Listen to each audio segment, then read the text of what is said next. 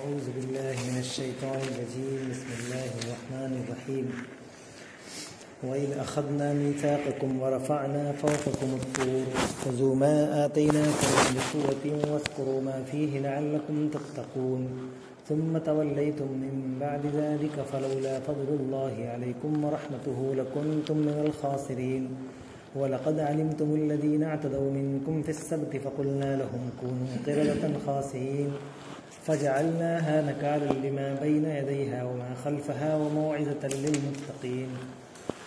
صدق اللہ العظیم. یاد کرو وہ وقت جب ہم نے طور کو تم پر اٹھا کر تم سے پختہ عہد لیا تھا اور کہا تھا کہ جو کتاب ہم تمہیں دے رہے ہیں اسے مضبوطی کے ساتھ تھامنا اور جو احکام و ہدایات اس میں درج ہیں انہیں یاد رکھنا. اسی ذریعے سے توقع کی جا سکتی ہے کہ تم تقوی کی روش پر چل سکو گے، مگر اس کے بعد تم اپنے عہد سے پھر گئے. اس پر بھی اللہ کے فضل اور اس کی رحمت نے تمہارا ساتھ نہ چھوڑا، ورنہ تم کبھی کے تباہ ہو چکے ہوتے. پھر تمہیں اپنی قوم کے ان لوگوں کا قصہ تو معلوم ہی ہے جنہوں نے سبت کا قانون توڑا تھا. ہم نے انہیں کہہ دیا کہ بندر بن جاؤ اور اس حال میں رہو کہ ہر طرف سے تم پر دھتکار پھٹکار پڑے. اس طرح ہم نے ان کے انجام کو اس زمانے کے لوگوں اور بعد کے آنے والی نسلوں کے لیے عبرت اور ڈرنے والوں کے لیے نصیحت بنا کر چھوڑا. یہ اللہ تبارک تعالیٰ کے قانون جزا و سزا کا بے لاگ تذکرہ کیے گئے پچھلی آیت میں. اس کے بعد پھر بنی اسرائیل کے اسی تاریخی تسلسل کا تذکرہ ہے جو ان کے یہاں کچھ معروف واقعات جو ہوئے اس حوالے سے اللہ تبارک تعالیٰ کے عہد و پیمان کے حوالے سے اس کا یہاں پہ تذکرہ ہے. یہاں پر اللہ تعالیٰ نے ان کے ساتھ میثاق کا تذکرہ کیا ہے کہ اس میں وہی قرآن مجید جو ان کو کتاب دی گئی تھی توریت کے حوالے سے کہ توریت ان پر موسیٰ علیہ السلام پر نازل ہوئی اور وہ لے کر آئے اور ان کو ان کے سامنے پیش کیا تو انہوں نے کہا کہ کچھ تعویلات کی، کچھ اعتراضات کیے اور ایسا لگا کہ بالکل انکار کر رہے ہیں. اور انہوں نے کہا کہ کچھ شرائط اتنی رکھی، مثلا یہ کہ اللہ تعالیٰ کو سامنے لے آؤ، ہم دیکھ لیں گے تب مانیں گے، اس طرح کی شرائط.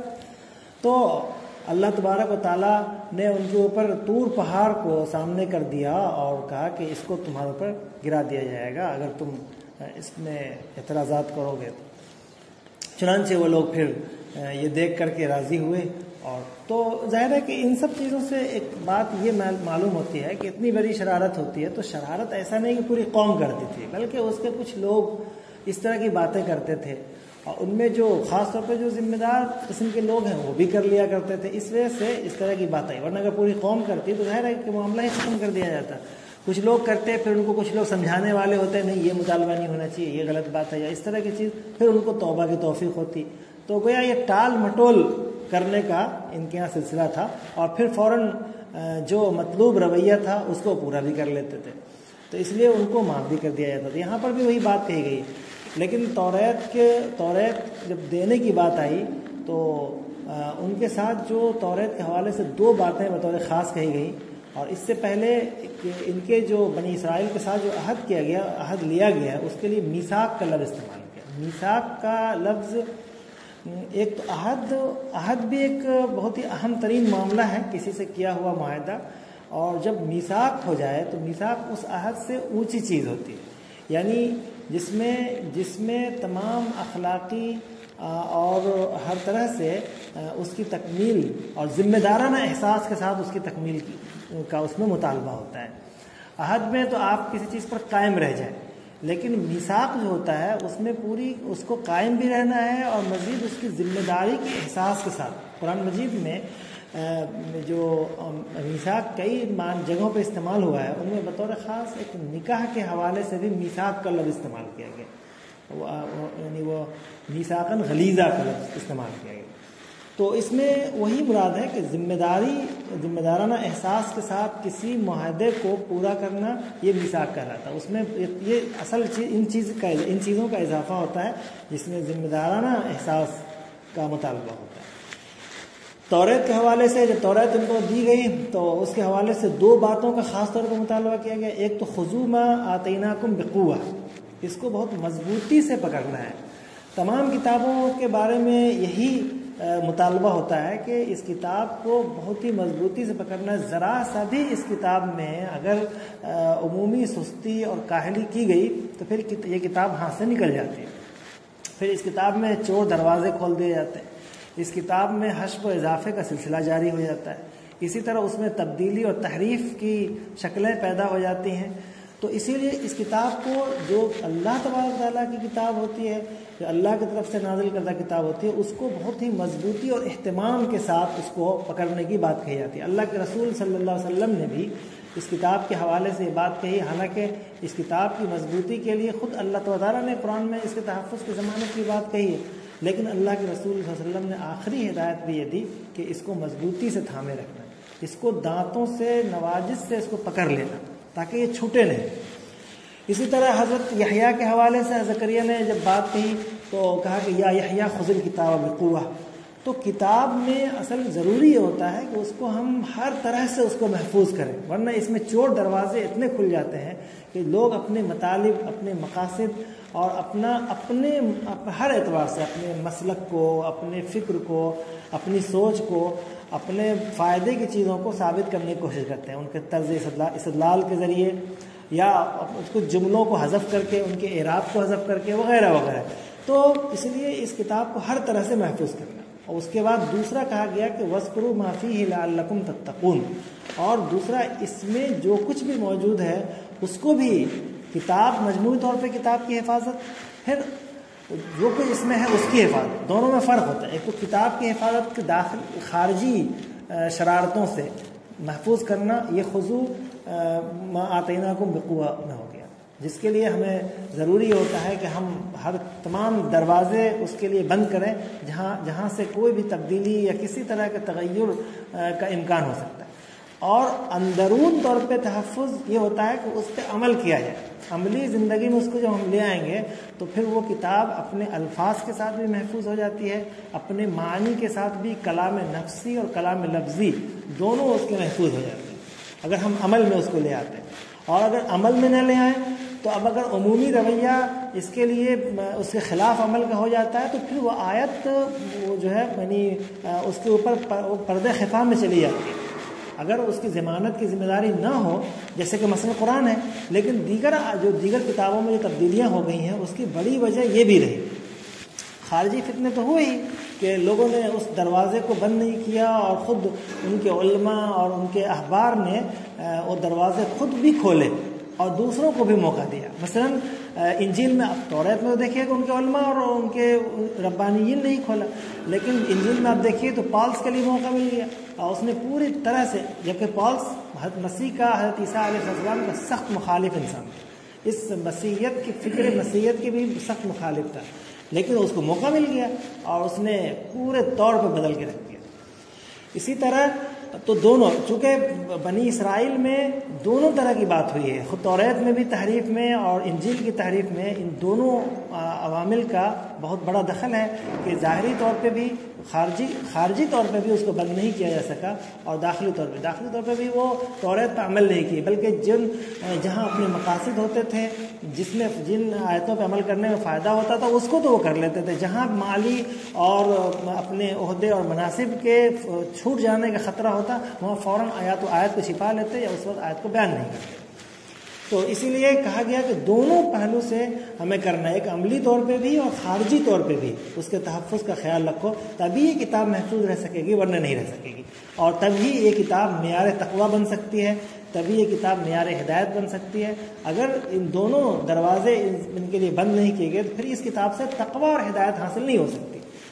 آج قرآن مجید کے حوالے سے اگر ہم بات کرتے ہیں تو ظاہر ہے کہ دیکھیے آپ قرآن مجید کو کہ ٹھیک ہے اللہ تعالیٰ نے اس کی حفاظت کی ذمہ داری لی، لیکن چونکہ آج جو زمانہ آ گیا ہے، قرآن مجید کا جو دور ہے، یہ بہت ہی ٹیکنالوجی کا زمانہ ہے، اسکریننگ کا زمانہ ہے. اس میں موبائلوں کے ذریعے، سائٹوں کے ذریعے قرآن پڑھا جاتا ہے. ہم نے کتنی سائٹ دیکھے جس میں کوئی الفاظ نہیں ہے، کتنی، یا پھر کوئی سورت چھٹی ہوئی ہے، یا کچھ اس طرح کی تحریفات کا سلسلہ ہے. اور آج آج ہمیں یہ لگتا ہے کہ ہم قرآن کو بہت آرام سے محفوظ رکھ سکتے ہیں. آج کے زمانے میں قرآن کی حفاظت بہت دشوار کام ہو گئی، لہٰذا آج اس کے بارے میں اور زیادہ آدمی کو متنبہ ہونے کی ضرورت ہے. خارجی طور پہ تو یہ قرآن بالکل ابھی بہت سارے یلغار کا شکار ہے اور اس کے دائرے میں ہے. لہٰذا اس قرآن کے تحفظ کے بارے میں اور بھی کوئی چیزیں جیسے کہ نیٹ کے ذریعے تحفظ کیسے ہو سکتا ہے، لوگ کوشش کر رہے ہیں. بہت سارے جو بھی جیسے الفرقان یا اس طرح کی چیزیں نکلتی ہیں دشمنوں کی طرف سے، تو ان کا باضابطہ لوگ اس کا مطالعہ کر کے اور اس کی تقلید کر کے اس کا اشتہار کرتے ہیں کہ نہیں یہ غلط ہے اس میں. تو چونکہ اس قرآن مجید کے الفاظ کی تبدیلی کے لیے تھوڑی تبدیلی کے لیے بہت ساری کوششیں کی جا رہی ہیں. اتنی کوششیں تو توریت کے لیے بھی نہیں کی گئی، اتنی کوششیں انجیل کے لیے بھی نہیں کی گئی جتنی کوششیں قرآن مجید کے لیے کی جا رہی ہیں اور آئندہ کی جا سکتی ہیں. لہذا اس حوالے سے آدمی کو متنبہ ہونا چاہیے. اور چونکہ کیوں کر رہے ہیں، ان کا فائدہ کیا ہوتا ہے؟ ظاہر فائدہ یہی ہے کہ یہ معیار تقویٰ، یہ کتاب اسی وقت بن سکتی ہے، معیار ہدایت اسی وقت بن سکتی ہے جب اس کے ایک ایک الفاظ محفوظ ہو جائیں. اگر کسی بھی تھوڑی سی بھی تبدیلی آ جائے گی پھر اس کا یہ معیار ختم ہو جائے گا. یہ معیار، اس معیار پہ کتاب نہیں رہ سکتی. اسی وجہ سے توریت و انجیل کے حاملین کو اس کی بہت سخت ہدایت کی گئی تھی. لیکن ثم تولیتم من بعد ذلک، پھر اس کے بعد انہوں نے ان دونوں چیزوں کو، دونوں حفاظت کے دونوں اقدامات کو میں کوتاہی کی اور پھر اس کو محفوظ نہیں رہ سکے اور یہ کتاب ان کے لیے معیار ہدایت نہیں بن پائی. پھر آگے چل کر کے وہی اسی ایک واقعے کی طرف اشارہ کیا گیا ہے جو سبت کے حوالے سے واقعہ ہے کہ سبت میں ظاہر ہے یہ مشہور واقعہ ہے اور اتنا جاننا کافی ہے کہ سبت کے سنیچر کے روز ایک دن متعین تھا کہ اس دن صرف اور صرف اپنی تمام پورے ہفتے کے تمام زندگی کے امور کا احتساب کرنا، محاسبہ کرنا، توریت کے لیے اللہ تعالیٰ کی ہدایت کو یاد کرنے کے لیے ایک جگہ جگہ میٹنگ کرنا، پروگرام کرنا تاکہ اس کی یاد دہانی ہو اور ہم نے کیا کھویا کیا پایا اس کا جائزہ میٹنگ ہو. ان چیزوں میں صرف ایک دن ہمیں گزارنا ہے، باقی کوئی امور ایک دن نہیں کرنا ہے. ایک دن صرف اور صرف اپنا جائزہ اور اپنا احتساب اور توریت کے حوالے سے، اللہ تعالیٰ کے حوالے سے ہی بات کرنی. تو لیکن اور اس پہ لوگ عامل تھے، لیکن اس دن ایسا ہوا اتفاق سے کہ اور یہ قانون تھا، اس کی سزائے موت کا قانون بھی تھا اس میں کہ اگر جو لوگ بھی سبت کے روز کسی اپنے ملازم سے کام لیتے ہوئے نظر آ جائیں یا پھر کوئی بھی اپنے دیگر معیشت کی کوشش کرنے لگے تو اس کو موت کی سزا دی جائے گی. لیکن لوگ اس پر عامل تھے. اس سے اندازہ ہوتا ہے کہ لوگ اس پر سختی سے عمل کر رہے تھے. چنانچہ سمندر کے کنارے کوئی ایک بستی تھی جو آج کل اس کو لوگ کہتے ہیں کہ یہ مدین کی جگہ کو متعین کرتے ہیں. اب تو مدین تو بہت بڑا شہر ہو گیا، لیکن اس کو متعین کرتے ہیں کہ یہ ایک بستی تھی سمندر کے کنارے اور وہیں پر یہ لوگ آباد تھے. اور ان لوگوں نے اس سبت اس پہ دیکھا کہ اللہ تعالیٰ نے ان کی آزمائش کے لیے مچھلیاں بھیج دی. اس دن زیادہ بھیج دیتے تھے. یہ کچھ ماہی گیر لوگ تھے، مچھلی پکڑنے والے تھے. اور ان لوگوں نے دیکھا، ان کو مچھلی نظر آئی، انہوں نے روک لیا، اس کے اونچائی پر مچھلیوں کو روک لیا اور اگلے دن اس کو پکڑنے کی کوشش کر رہے تھے. تو اللہ تعالیٰ نے ان کو یہ سزا دی. یہ سبت کی پابندی کیوں کرائی گئی؟ ایک تو وجہ وہی آ گئی کہ احتساب اور توریت کو یاد رکھنا. دوسرا تھا کہ اس قوم کو جو ذمہ داری، جب کوئی بھی قوم بڑے منصب پہ فائز کی جاتی ہے، جو شہادت حق کی گواہی دینے کے لیے تیار کی جاتی ہے، اس کو آسانی سے اس کو نہیں چھوڑا جاتا. اس کے لیے بڑی آزمائشیں بھی کی جاتی ہے. اور یہ آزمائش کا سلسلہ تمام قوموں کے ساتھ رہا ہے. خود مسلمانوں کے ساتھ بھی آزمائش ہے. اور جو قوم بالغ قوم ہوتی ہے، جو قوم ذمہ دار قوم ہوتی ہے، ان کے ساتھ آزمائش کا سلسلہ رہتا ہے جب تک کہ وہ قوم یا تو آزمائش میں کامیاب ہو جائے یا ناکام ہو جائے اور وہ اسے عذاب دے دیا جائے. تو اس کے ساتھ یہی ہوتا ہے. آزمائش کے لیے اللہ تعالیٰ اس طرح کی چیز کرتے ہیں. اب رہی بات وہی کہ ان کو کس طرح یعنی بندر بنانے کی جو سزا دی گئی، تجاوز کرنے کی شکل میں جو سزا دی گئی، تو ان کو بندر بنانے کی شکل میں، حالانکہ موت کی سزا متعین تھی اس جرم کے لیے، قانون موت کا تھا، لیکن ان کو بندر بنا دیا گیا. ظاہر ہے کہ یہ ایسا عمل تھا کہ اس کے لیے بہت سخت پابندی کے باوجود پوری انسانیت پابندی کر رہی ہے، اور ایک معدود چند وہ اس کی خلاف ورزی کر گئے. تو اس کے لیے ضروری تھا کہ پہلا واقعہ تھا، اور اتنا خوفناک واقعہ پہلی مرتبہ پیش آیا جبکہ یہ اللہ تعالیٰ کی طرف سے متعین اور قانون قتل کے قانون والا عمل تھا، واجب القتل والا یہ عمل تھا، اس کے وہ کرنا ایک پہلا واقعہ ہوا، لہٰذا اس کے لیے بہت سنگین سزا تجویز کی گئی تاکہ لوگوں کے لیے عبرت ہو۔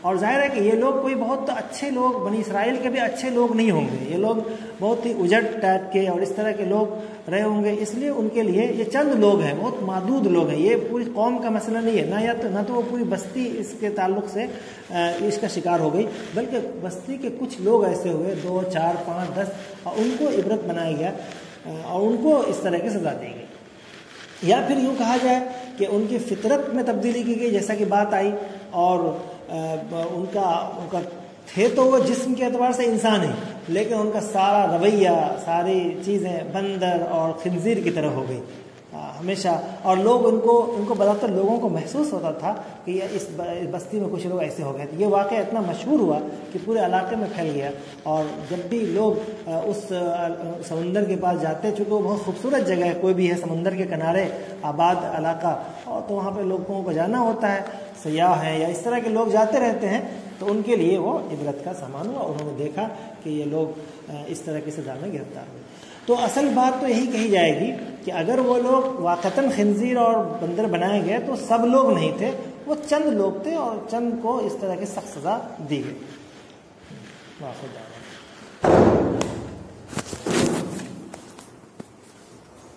جی حضرت۔